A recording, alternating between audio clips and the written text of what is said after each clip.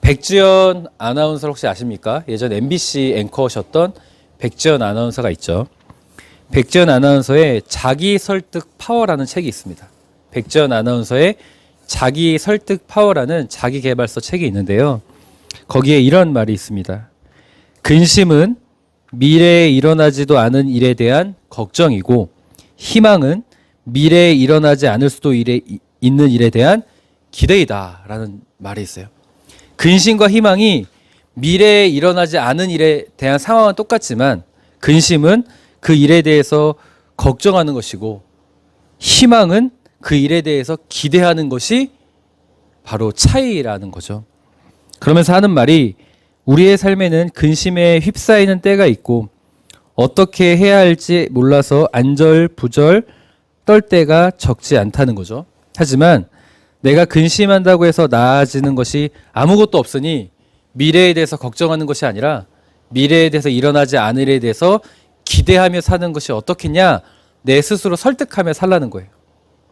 성도님들은 어떠십니까? 미래에 일어나지 않을 일에 대해서 걱정하십니까? 아니면 기대하십니까? 아마 대다수가 걱정하며 사시는 인생인 줄 압니다. 저 역시도 마찬가지인데요. 오늘 우리가 똑같은 미래에 대해서 막연하다 할지라도 기대하는 그리스도인, 오늘 설교의 제목처럼 희망을 품는 그리스도인으로 결단하는 은혜가 있는 하루가 되었으면 좋겠습니다. 저는 오늘 우리 사랑하는 성도님들이 희망을 품고 사는 자들이 되길 바란다라는 그 주제 하나 가지고 설교할 거예요. 그래서 이 말씀을 먼저 보았으면 좋겠어요. 로마서 5장 3절에서 4절 우리 함께 읽어볼까요? 시작. 우리가 고난 중에서도 기뻐하는 것은 고난은 인내를, 인내는 연단된 인격을, 연단된 인격은 희망을 갖게 한다는 것을 알기 때문입니다. 아멘. 로마서 5장 말씀을 보면요, 그리스도인들에게는 환난과 고난이 찾아올 수 있다는 것을 분명히 밝히고 있습니다. 오해하시면 안 돼요. 우리가 기독교인이라고 해서 늘 좋은 일만 있는 건 아닙니다. 우리가 살아가다 보면 좌절과 절망의 순간이 분명히 있어요. 환난이든 고난이든 여러 이유로 인해서 내 마음이 무너지는 순간이 있습니다. 그러나 기독교인들이 그때 이 미래에 대해서 막연할 때에 절망과 걱정을 품는 것이 아니라 무엇을 품어야 되는지 성경은 소개하고 있냐면 소망과 희망을 품을 것을 소개하고 있다는 거예요. 왜냐?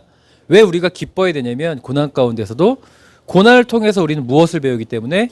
인내를 배우기 때문에, 그 인내를 통하여서 우리가 성숙된 인격을 갖게 되어진다는 거예요. 이 성숙된 인격은 곧 성숙된 믿음을 뜻하는 것이고, 이 성숙된 믿음은 그리 아니하실지라도 우리에게 일하실 그 하나님을 바라보게 하는 소망을 갖게 한다기 때문입니다. 소망을 갖게 한다는 거죠. 저는 우리 사랑하는 성도님들이 오늘 다시 한번 설교의 제목을 한번 읽어볼까요? 시작. 아멘. 소망, 희망, 이 희망을 가슴 속에 품고 사는 자들이 되었으면 좋겠습니다. 세상도 이야기해요. 백지연의 자기 설득 파워에서도 걱정해도 달라지는 게 뭐가 있냐, 차라리 기대를 삼고 사는 것이 낫지 않겠냐라고 말하는 이 시대인데, 우리는 오히려 세상에 말하는 것보다 못하게 스스로 하나님이 더 크심에도 불구하고 세상보다 못한 사고를 갖고 살고 있으니, 성경이 말하는 소망을 품기로 결단하는, 세상보다 더 큰 평안을 주시는 소망을 품기로 주시는 그 하나님의 은혜를 붙잡는 오늘이 되었으면 참으로 좋겠습니다. 오늘 본문의 말씀에서도 하나님의 자녀들은 근심에 머물지 않고 믿음으로, 희망으로 사는 것이 얼마나 중요한지를 소개하고 있는데요. 오늘 본문의 말씀은 예레미야 32장의 말씀이죠. 이 예레미야 32장의 말씀은 예레미야가 감옥에 갇힌 상황에서 굉장히 이해할 수 없는 행동을 보여주고 있는 것을 소개하고 있습니다.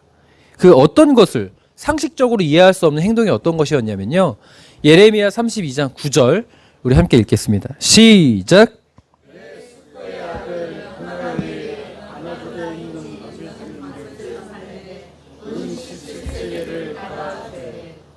아멘.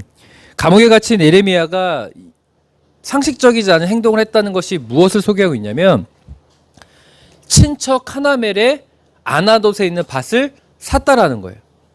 이게 뭐 문제가 되겠냐고 하실 수도 있지만 이 당시의 배경을 알고 있으면 이 행위는 너무나 비상식적인 행위라는 거예요. 예레미야 32장 2절 제가 읽어볼게요. 그때 바벨론 군대는 예루살렘을 에워싸고 선지자 예레미야는 유다의 왕의 궁중에 있는 시위대 뜰에 갇혔으니. 아멘. 그 당시의 상황을 예레미야 32장 2절은 소개하고 있어요. 지금 32장 9절에 예레미야가 친척 하나멜의 밭을 샀어요. 근데 그 상황이 어떤 상황이었냐면 바벨론 군대가 예루살렘 성을 어떻게 하고 있다고요? 에워쌌다. 포위하고 있는 상황이에요. 적의 군대가, 막강한 군대가 지금 우리가 살고 있는 도성을 포위했다라는 건 어떤 걸 의미할까요? 함락되기 직전이라는 거예요. 전쟁의 상황에서도 이제 우리는 망하기 직전이라는 상황이에요. 자, 성도님들, 지금 전쟁의 상황이고 우리가 망하기 직전의 상황이라면 지금 우리가 가지고 있는 땅의 가치가 어떤 가치가 있을까요? 그렇죠. 아무 쓸모없는 가치. 왜요? 땅을 빼앗기면 그 땅은 누구에게 귀속됩니까? 바벨론에 귀속될 수밖에 없는 땅이에요. 자, 이런 상황이라는 걸 전제하에 하나멜이 땅을 사달라고 요청을 했는데 그 예레미야가 그 땅을 사는 게 맞습니까? 틀립니까? 맞습니까? 틀립니까? 선동님들의 상식적인 생각을 생각해 보세요. 예레미야가 땅을 사는 게 맞습니까? 그럼 예레미야라고 생각하지 말고 성도님들이 그 상황이라고 해보세요. 지금 전쟁 났어요. 북한하고 전쟁을 치르는데 다 함락됐어요. 그런 상황에서 내 친척이 와가지고 땅을 사달래요. 사시겠습니까? 근데 왜 말씀을 안 하시죠? 안 사신다고 자신 있게 얘기하시면서?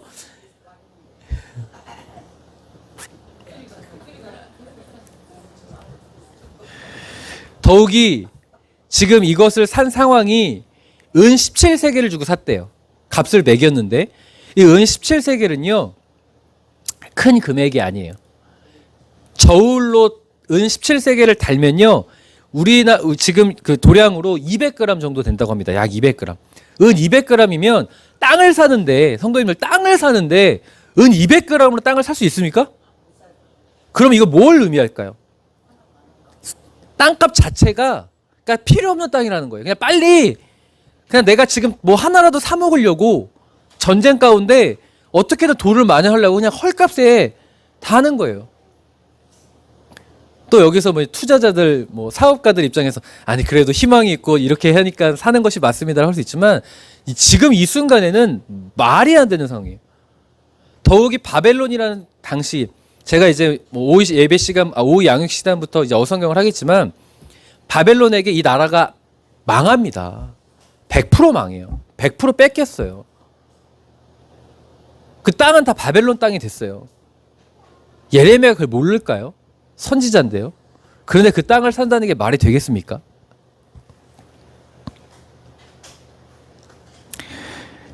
이 하나멜이 어떻게 보면 괘씸해 보이지 않겠습니까? 나에게 이 땅을 사달라고 말하는 자체가 괘씸해 보이는 상황이죠. 그럼에도 불구하고 왜 예레미야가 이 땅을 샀겠습니까? 왜 샀을까요? 왜 샀을까요? 성도님들이라면 만약에 성도님들이 샀다면 왜 샀겠습니까? 살 이유가 없는 땅을 왜 샀겠어요?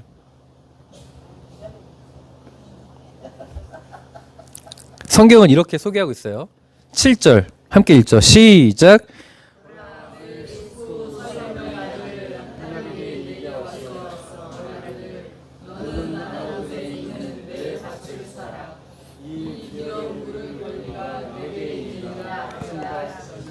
아멘. 이 예레미야 32장 7절의 말씀은 하나님의 말씀이에요. 하나님께서 예레미야 선지자에게 주시는 말씀입니다. 이미 하나님께서는 하나멜이 아나돗에 있는 밭을 너에게 팔라고 할 거다. 그 밭을 어떻게 하라? 사라라고 명령하셨어요. 다시 이야기해서 예레미야는 이게 누구의 명령으로 받아들인 거예요? 하나님의 명령으로 받아들였기 때문에 산 겁니다. 아니 더 이해할 수 없죠.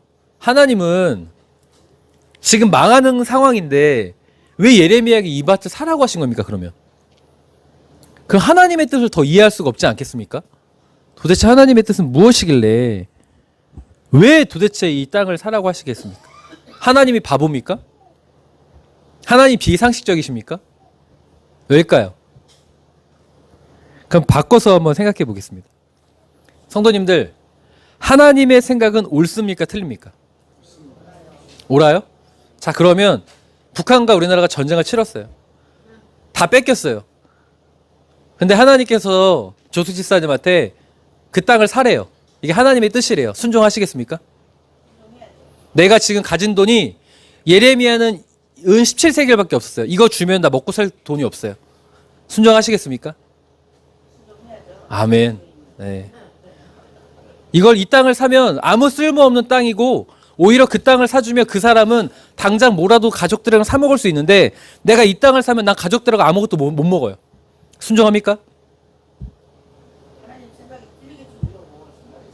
하나님께서 생각이 틀린 겁니까? 옳습니까? 틀립니까? 다시 질문해 볼게요. 하나님의 생각은 옳습니까? 틀립니까? 자, 그런데 이런 상황이에요. 남의 가족들은 먹여 살리게 하는데 내가 가진 전 재산을 털어서 이 땅을 사래요. 근데 난 우리 가족은 못 먹어요. 하나님의 생각은 옳대요. 삽니까? 안 삽니까? 삽니까? 조수집사님 멋있네요.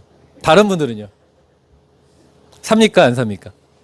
분명히 하나님의 생각은 옳다고 했어요. 근데 하나님의 뜻이 그거래요. 순종하십니까? 지금 당장은 힘들어도 하나님한테 뭔가 생각이 있으면 살아보는 게 있잖아요. 순종해야죠. 그냥 부모님 빼앗겨 주시잖아요. 이게 당장 이게 지식과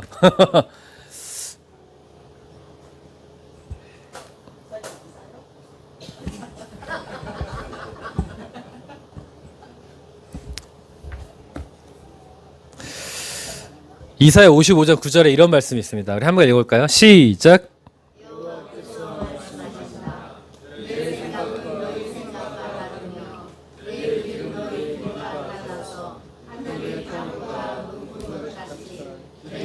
너희 길보다 높고 내 생각은 너희 생각보다 높다. 아멘. 하나님의 생각은요, 우리와 다를 수 있습니다. 그렇지만 한 가지 확실한 건 내가 내 가치관과 내 이성과 맞지 않는다고 해서 하나님의 생각은 틀린 것이 아니에요. 하나님의 생각은 우리가 이해할 수 없지만 우리보다 훨씬 더 높고 훨씬 더 안전하다라는 것을 믿으셨으면 좋겠어요. 그런데 우리는 우리의 생각이 하나님의 생각보다 높다고 생각하는 것 같아요.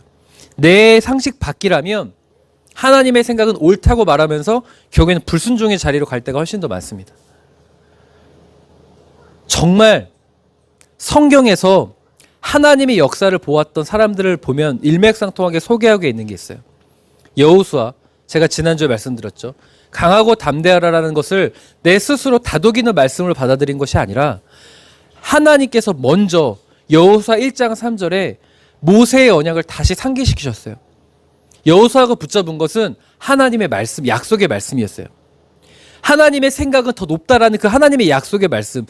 이 상황에서 도무지 불가능한 철병과 군대들과 전쟁을 치른다? 불가능하죠. 내 생각을 따르지 않았고 하나님의 생각을 따랐던 여호수아는 여리고성을 점령했고 앞으로 가나안 땅을 점령할 수 있었던 거예요. 아브라함도 마찬가지예요. 내가 이 나이에 100세의 나이에 아들을 얻는다고? 말도 안 되죠. 불가능해요. 내 생각으로는 틀려요. 근데 성경의 사람들이 하나님의 역사를 본 거는 내 생각을 따른 것이 아니라 하나님의 생각을 따를 때예요. 지금도 이렇게 설교하고 이렇게 예배해도요, 예배 자리에 나왔어도요, 내 생각과 다르면 야, 과학적으로 증명되지 않아. 그러니 이거는 힘들어. 이렇게 살아야 돼라고 생각하는 사람들이 훨씬 많습니다. 이 자리에 계신 분들도요, 그렇게 생각하는 분들 아니라고 하지만 내 의식과 흐름 속에서는 하나님의 생각이 옳다고 말하고 있지만 내 생각을 더 우선하고 사는 게 훨씬 많아요. 아닌가요?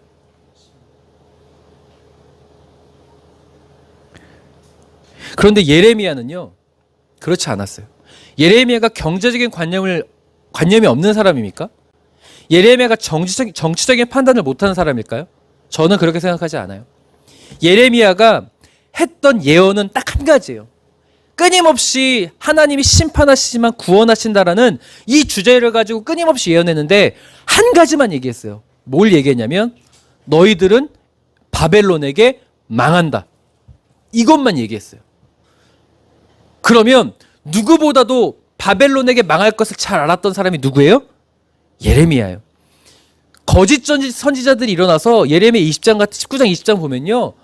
예레미야가 지금 감옥에 갇혔잖아요.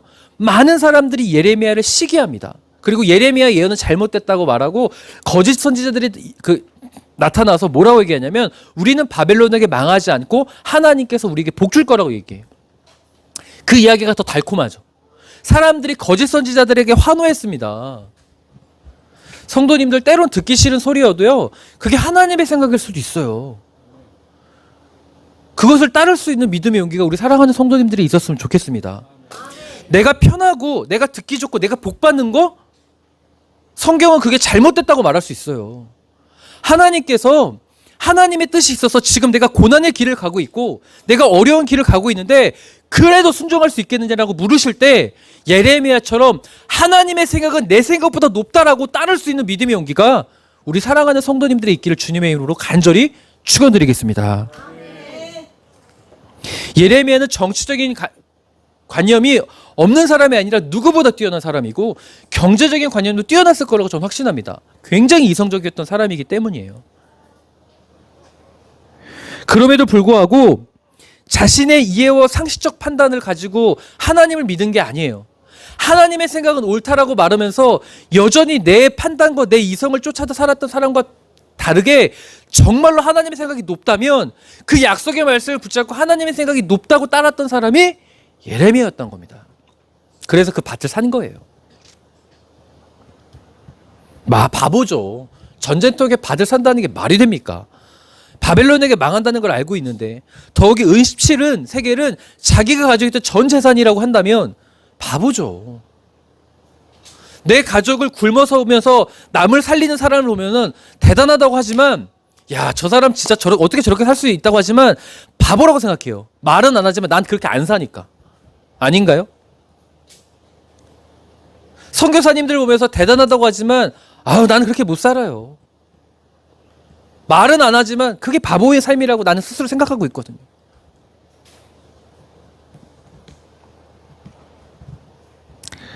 그래서 사랑하는 성도님들, 성경에서는요, 하나님의 역사를 보는 자들은 정말 한 가지 일맥상통하게 말하는 건 하나님의 말씀을 100% 신뢰했다라는 거예요. 조금 1%의 내 생각이라는 불순물을 넣지 않고 오롯이 하나님의 생각을 쫓았을 때 하나님의 역사가 나타났던 것을 꼭 기억하시고 믿으셨으면 좋겠습니다.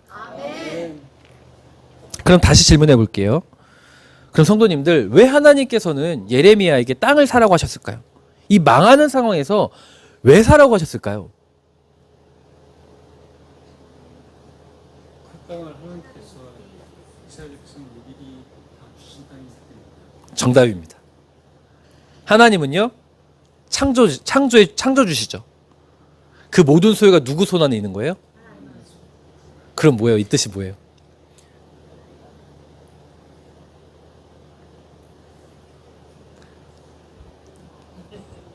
예레미야 32장 43절 함께 읽죠. 시작. 그들은 이곳이 사람이나 짐승이 살지 않은 황폐한 땅이 되어 바빌로니아 사람들의 손에 넘어갈 것이라고 말하고 있다. 그러나 이 땅에서 다시 밭을 사고 파는 일이 있을 것이다. 아멘. 하나님의 말씀입니다. 자, 보세요. 예루살렘 사람들은요, 끝났다고 생각해요. 이제 끝났다. 미래는 이제 끝났다. 근데 하나님은 미래는 기대해도 된다라고 말씀하시는 거예요. 지금 이 땅은 다시 밭을 사고 파는 일이 있을 것이다. 누구의 말씀이에요? 하나님의 말씀이에요. 하나님께서는 예레미야에게 무엇을 보여주기를 원하시냐면 하나님의 생각을 신뢰하는 그 자의 모델로 지금 예레미야가 땅을 사는 행위를 보여주시는 거예요. 모두가 끝났다고 말했지만 아니다. 분명히 다시 밭을 사고 파는 회복의 역사가 있을 것인데 그때 무식하게만큼 미련하게만큼 그래도 하나님의 생각을 쫓는 그 사람이 될 수 없겠느냐 예레미야의 행동 예언을 통해 보여주고 계시는 거예요.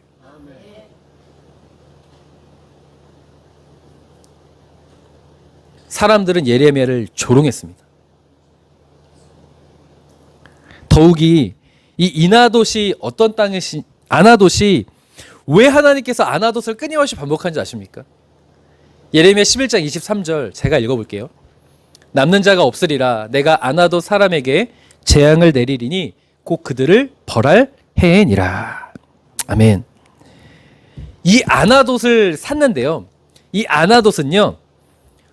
예레미야가 활동했던 무대예요. 중심의 무대가 아나돗이었어요. 거기서 끊임없이 하나님의 심판을 전했고요. 너희들이 타락했기 때문에 심판하실 거라고 전했어요. 그렇지만 구원하신다라는 메시지를 전했어요. 아나돗에서. 그런데 그 아나돗에서 사람들은 어떻게 했는 줄 아세요? 하나님의 말씀을 비웃었고 무시했습니다. 자, 그렇다면 하나님이 그 아나돗 땅을 버려야 돼요, 안 버려야 돼요? 버려야 돼요, 안 버려야 돼요? 아니, 하나님의 말씀을 끊임없이 전했어요. 그런데 그 사람들은 끊임없이 불순종했어요. 그럼 그 땅 버려야 돼요, 안 버려야 돼요?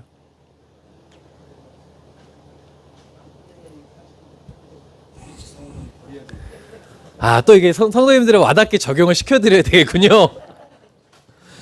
성도님들이 옆집에 사람이 있어요. 그 사람에게 끊임없이 야, 우리 이렇게 살아게 상생하는 거야. 이렇게 사는 게 지금 힘들지만 이렇게 할 때 이웃 간의 다툼도 없고 주차 문제나 여러 문제나 이렇게 잘 해결될 거야. 끊임없이 설득했어요. 근데 그 사람이 끊임없이 어쩌라고요 했어요. 상종합니까 안 합니까?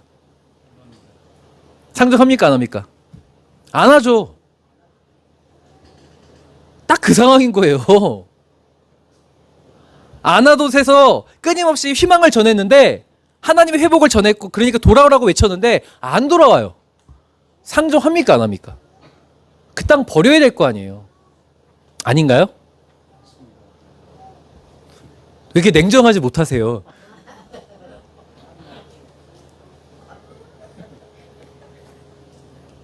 그런데 하나님께서는 그 땅을 사겠대요. 너무 큰 은혜 아닙니까? 우리 교회를 생각해 볼까요? 오늘 우리가 솔직해졌잖아요. 하나님의 생각은 옳다고 말해요. 우리가 다. 저도 마찬가지. 아까 조수지사님이 목사님도 그래요라고 물었잖아요. 이게 솔직해지자고요. 목사인 저도 옳다고 말하지만 불순종의 자리로 갈 때가 훨씬 더 많아요. 저는 거짓말하고 싶지 않아요. 그럼 하나님이 우리 교회 버리셔야죠. 아닌가요? 그런데 하나님이 우리 아나돗을 어부들 교회를 사신 거예요. 왜요? 그렇죠. 하나님의 희망이 우리니까. 성도님들이 다 믿음 좋을 때만 있을 것 같아요? 제 눈에도 다 보여요. 네? 우리 한국 사람들 특징이 냄비잖아요. 다 보여요. 제 눈에도. 제 눈에도 보이는데 하나님 눈은 안 보이겠습니까? 근데 하나님께서 우리 사랑하는 성도님들을 이 아나돗이 되어도 사시겠대요.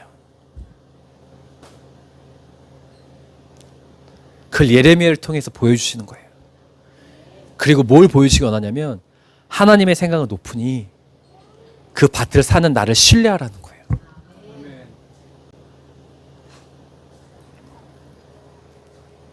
그래서 예레미야는 이 고백을 할 수밖에 없었습니다. 예레미야가 32장 16절부터요. 15절까지 딱 그 행위를 쌍을 샀잖아요. 16절부터 꼭 기도합니다. 뭐라고 기도하는지 보세요. 17절. 너무 중요해요. 같이 읽어볼게요. 시작. 주 여호와여 주는 위대한 능력과 힘으로 천지를 만드셨습니다. 그래서 주에게는 어려워서 못하실 일이 하나도 없습니다. 아멘. 그 땅을 사고 그가 기도하는데 뭐라고 기도하냐면 하나님은 창조주십니다. 이 모든 세계가 하나님의 손에 달려있는데 내가 무엇을 두려워하겠습니까? 이 땅 사는 거 아무것도 아니라는 거예요. 본인도 아는 거예요. 이 행위가 얼마나 미련하는 것. 내가 이렇게 살아가는 게 얼마나 지금 미련해 보이는지를 아는 거예요. 그러나 그는 고백하는 거예요. 내가 미련해 보이는 평가를 받아도 하나님은 나를 선하게 인도하실 것을 난 믿기에, 하나님의 생각은 높으심을 나는 믿기에 하나님 난 따를 수밖에 없습니다 라고 고백하는 거예요. 전 우리 사랑하는 성도님들의 예레미야의 기도가 우리 성도님들의 고백이 되기를 주님의 이름으로 축원하겠습니다. 사랑하는 성도님들, 우리의 삶에 하나님의 인도하심이 있어요. 그러나 내 상식으로는, 내 이해로는 이해할 수 없는, 왜 나를, 내 삶이 이렇게 될까라는 그런 상황들이 참 생깁니다. 그때 예레미야 32장 17절의 말씀을 약속의 말씀으로 취하시길 주님의 이름으로 부탁드리겠습니다. 예레미야처럼 창조의 하나님을 신뢰해 보세요. 하나님께서 이 세상을 만드셨습니다. 이 세상을 만드신 분이 우리를 인도하시는데 우리를 어떻게 인도하기를 원하시겠습니까? 그 하나님을 신뢰하시기를 부탁드리겠습니다. 제가 최근에 굉장히 인상 깊은 한 강의를 들었어요. 근데 그 강의에서 유튜브를 통해 들었는데 강의 내용은 사실 별로 이게 들어오지 않았는데 한 예화가 참 귀에 들어왔습니다. 그걸 소개해 드릴게요. 어느 날 공자가 자신의 제자 공멸을 만나서 물었다고 해요. 내가 벼슬에 오른 뒤로 얻은 것과 잃은 것이 무엇이냐라고 물어봤답니다. 그러자 공멸이 대답하길 얻은 것은 없고 잃은 것이 세 가지가 있다고 말했습니다. 얻은 건 없고 잃은 것이 세 가지가 있대요. 첫째, 나란 일이 너무 많아 공부를 할 시간이 없어서 학문이 후퇴했습니다. 학문이 후퇴했다는 거예요. 잃었다는 거죠. 둘째, 복록이 생각보다 적어서 부모를 제대로 봉양하지 못하게 됐다는 거예요. 그래서 관계가 어려워졌다라고 말하죠. 셋째, 나란 일이 너무 많아서 벗들과 관계가 멀어졌다라고 이렇게 이야기했다는 거. 세 가지를 잃었다라고 말했습니다. 공자가 이번에는 공멸과 같은 벼슬에 오른 제자 복자천을 만나서 똑같이 물었습니다. 내가 벼슬에 오른 뒤로 얻은 것과 잃은 것이 무엇이냐? 이 복자천이 말하길 저는 잃은 것은 없고 반대로 얻은 것이 세 가지가 있다고 그랬대요. 공멸은 잃은 것이 세 가지가 있는데 복자천은 얻은 게 세 가지가 있다는 거죠. 첫째, 글로만 읽던 것을 실천하여 학문이 더 밝아졌고, 둘째, 받는 복록을 적지만 아껴서 부모님과 친척을 도울 수 있다 보니 더 가까워졌고, 또 부모를 사랑하는 마음이 더 커졌고, 셋째, 나란 일이 너무 바쁜 와중에도 시간을 쪼개서 우정을 나누니 벗들과 더욱 친밀해졌습니다 라고 이렇게 이야기했대요. 똑같은 상황인데 전혀 다른 거죠. 누구는 잃었고 누구는 얻었다라고 말하는 상황이에요. 바로 삶을 바라보는 관점의 차이입니다. 바벨론에 의하여 포위될 당시 모두는 밭을 팔고 싶었어요. 그 말은 뭐예요? 망했다예요. 그러나 예레미야는 밭을 샀어요. 똑같은 미래가 막연할 때 그는 하나님을 향한 기대를 선포했고 모두는 하나님이 없다라는 절망을 선포한 거예요. 똑같은 상황에서 어떤 관점을 가지시겠습니까?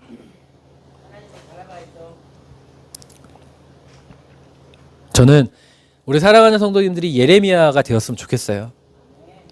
그런데요, 성도님들, 이 예레미야의 기도를 하고 예레미야와 같이 하나님이 하실 이 상황에서 희망을 품는다는 것은요, 어떻게 보면 참 힘든 싸움이 될 수 있습니다. 왜냐하면 그 상황이 쉽게 바뀔까요, 안 바뀔까요? 쉽게 안 바뀌어요. 예레미야가 이렇게 기도할 때, 이렇게 희망을 선포할 때 그 뒤로도 예레미야는 어디에 있는 줄 아십니까? 감옥에 있었습니다. 왜 감옥에 있었을까요? 거짓 선지자들과 예루살렘 사람들이 바벨론에 의해서 멸망한다니까 예레미야가 아주 꼴보기 싫었거든요. 그러니까 예레미야가 감옥에 가둬버렸어요. 그는 희망을 선포했지만 그는 여전히 캄캄한 상황이었습니다. 쉽게 상황이 바뀌지 않아요. 그리고 사람들이 말하죠. 너는 호구야. 밭을 사다니. 역시 하나님 믿더니 호구 됐구나.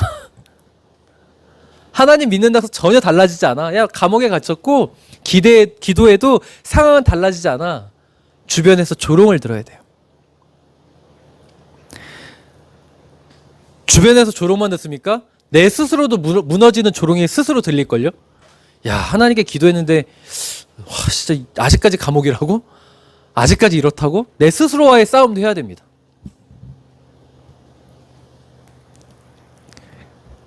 그런데 성도님들, 그 힘든 싸움을 꼭 하셨으면 좋겠어요.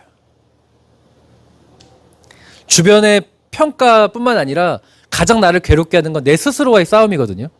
이 싸움을 포기하지 않고 하나님의 생각이 높다라는 예레미야가 되는 싸움을 꼭 하셨으면 좋겠습니다. 이 말씀을 마지막으로 함께 읽고 말씀을 정리할게요. 로마서 5장 5절 전반절 함께 읽겠습니다. 시작. 이 희망은 우리에게 실망을 주지 않습니다. 아멘. 예레미야처럼